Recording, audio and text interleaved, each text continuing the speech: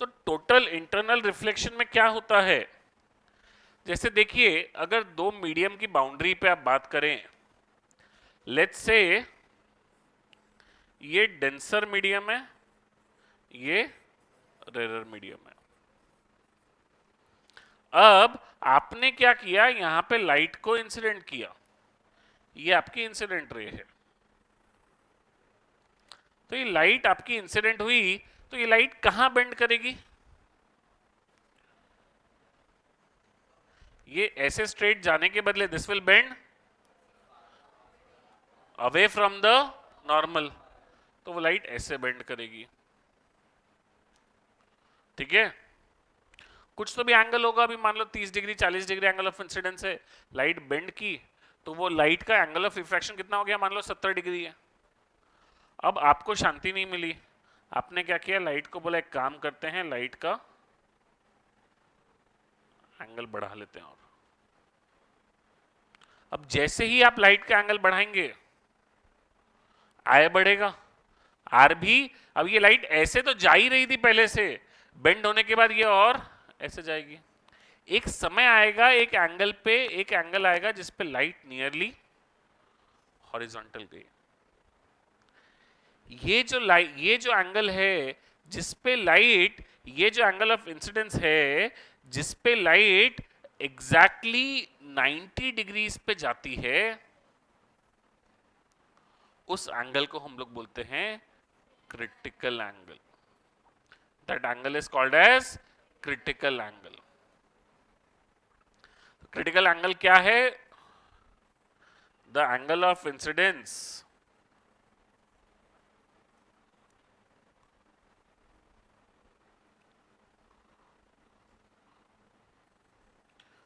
when angle of refraction is 90 degrees.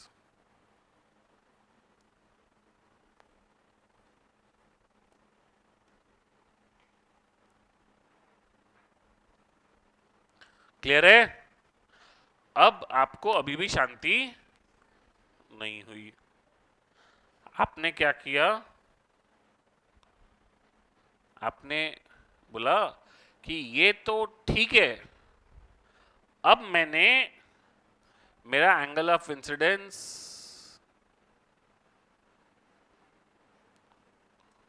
और बढ़ा लिया।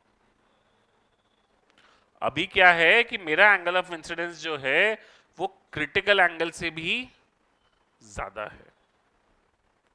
अब जब ये क्रिटिकल एंगल पे गई तभी आर 90 हो गया, अब आर 90 से ज्यादा हो सकता है क्या, नहीं।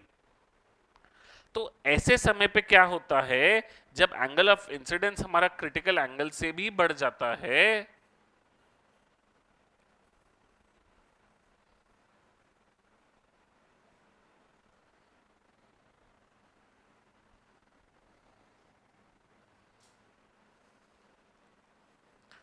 तो लाइट एक बड़ा ही इंटरेस्टिंग फिनोमेनन करती है। लाइट रिफ्रैक्ट होने के बदले रिफ्लेक्ट होती है। वो लाइट जो वैक्यूम में जानी चाहिए थी, वो लाइट दूसरे मीडियम में जानी चाहिए थी, वो दूसरे मीडियम में जाने के बदले वही मीडियम में वापस आ जाती है। और ये जो एंगल है थीटा, वही एंगल यहां रहता है थीटा, वो रिफ्लेक्शन के लॉज ओबे करता है। बट ऐसा कब होता है, जब क्रिटिकल एंगल से ज्यादा हो। और क्रिटिकल एंगल भी कब मिलेगा, जब एंगल ऑफ रिफ्रैक्शन 90 है। एंगल ऑफ रिफ्रैक्शन 90 होने के लिए लाइट डेंसर से रेरर जाना जरूरी है, क्योंकि लाइट अगर रेरर से डेंसर जाएगी तो वो तो नॉर्मल के पास जाएगी, तो उस केस में नहीं होगा। बट से लाइट डेंसर से रेरर जा रही है, तो angle of incidence when angle of refraction is 90, that angle is called as critical angle। और जब एंगल ऑफ इंसिडेंस हमारा क्रिटिकल एंगल से भी ज्यादा है, तो लाइट बाहर जाने के बदले सेम मीडियम में वापस आ रही है। This is called as total internal reflection.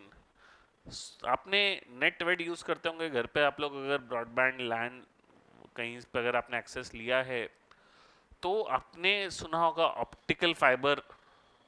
Optical fibres डाल रहे हैं आजकल। नेट की स्पीड जो बहुत ड्रास्टिकली बढ़ी है, रीजन इज पहले हम लोग ऑप्टिकल फाइबर्स नहीं डाल रहे थे, अभी जो आपको इंटरनेट आता है connection, that is done by laying of optical fibres.